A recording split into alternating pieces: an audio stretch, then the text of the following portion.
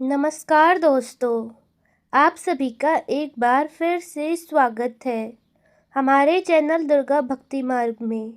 आज मैं आप सभी को सुनाऊंगी ज्येष्ठ माह में जलदान की कथा। किसी गांव में एक सेठ सेठानी रहते थे। उनके कोई भी संतान नहीं थी। सेठानी बहुत धार्मिक प्रवृत्ति की थी। वह दिन रात पूजा पाठ किया करती थी। सेठ जी बहुत ही धनवान थे। उनके पास किसी प्रकार की कोई कमी न थी, लेकिन संतान न होने के कारण सेठ सेठानी बहुत दुखी रहते थे। सेठ जी के घर पर कुछ सालों से एक नौकर काम करता था। सेठ सेठानी उस पर बहुत विश्वास करते थे। एक दिन की बात है, सेठ सेठानी बहुत दुखी थे। तब वह नौकर सेठ जी के पास आया और बोला, सेठ जी, आप संतान न होने के कारण बहुत दुखी है। मुझसे आपका यह दुख देखा नहीं जाता। मैं एक संत महात्मा को जानता हूँ। वह बहुत ज्ञानी है। वह संत आपकी समस्या का हल ज़रूर निकाल लेंगे। आप अगर कहें तो मैं उनको यहाँ लेकर आता हूँ।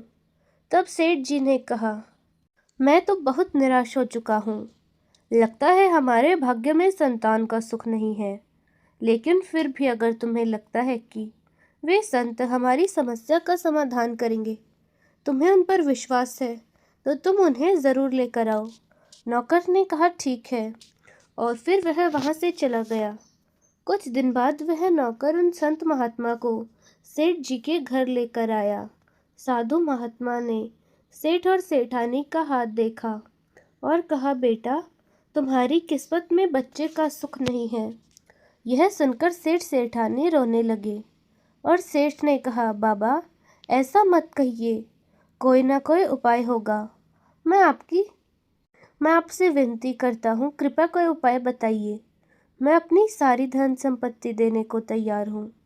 तब साधु महात्मा ने कहा, बेटा, धन संपत्ति से संतान का सुख खरीदा नहीं जा सकता। तुम्हारे पिछले जन्म के कर्मों के कारण तुम्हें इस जन्म में संतान का सुख नहीं मिला। तब सेठ जी ने कहा कि बाबा, पिछले जन्म में मैंने ऐसा कौन सा पाप किया जिससे इस जन्म में हमें पुत्र या पुत्री का कोई सुख नहीं मिल रहा। संत महात्मा बोले, बेटा, पिछले जन्म में तुम एक मंदिर के पुजारी थे। दिन रात तुम भगवान की सेवा करते, लेकिन तुम्हें एक पुत्र की चाह थी और तुम्हारे यहाँ पुत्री हुई। तुम बहुत गुस्सा थे। पुत्र की चाह में तुम अपनी पुत्री से नफरत करते थे। उससे कभी बात भी न करते और तुमने उसे कभी प्यार से बात भी नहीं की। जब तुम्हारी पुत्री 5 साल की हुई, तब उसकी तबीयत खराब हो गई और तुमने अपनी नफरत के कारण उसका इलाज नहीं कराया, जिसके कारण तुम्हारी पुत्री की मौत हो गई। दिन रात भगवान की पूजा करने के कारण तुम्हें धन दौलत तो मिल गई, लेकिन पुत्र की चाह में तुम्हें कन्या की हत्या का दोष लगा, जिस कारण इस जन्म में तुम्हारे कोई संतान नहीं है। यह सुनकर सेठ को बहुत पश्चाताप हुआ और सेठ सेठानी बाबा के चरणों में गिर पड़े और कहने लगे, हे बाबा, आप तो अंतर्यामी हैं। कृपा करके इस पाप से बचने का कोई ना कोई उपाय बताइए। हमें संतान सुख न मिले तो कोई बात नहीं, हमें कन्या की हत्या के पाप से मुक्ति दिलाइए।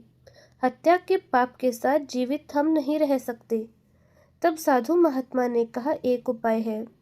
पूरे जेठ माह में तुम अपने घर से पैदल गंगा घाट पर जाकर गंगा स्नान करो और वहीं बैठकर शुद्ध जल का दान दो और प्यासे को पानी पिलाओ, तो तुम्हें इस पाप से मुक्ति मिल जाएगी।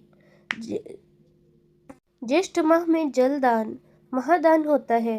इस दान को करने से व्यक्ति के जन्म जन्म के पाप मिट जाते हैं, लेकिन यह काम संकल्प लेकर करना चाहिए।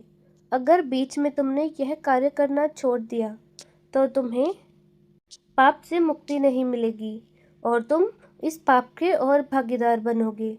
साधु महात्मा की बात सुनकर सेठ सेठानी ने पूरे जेठ माह में गंगा स्नान किया तथा जलदान किया, जिसके प्रभाव से सेठ सेठानी के सारे पाप नष्ट हो गए।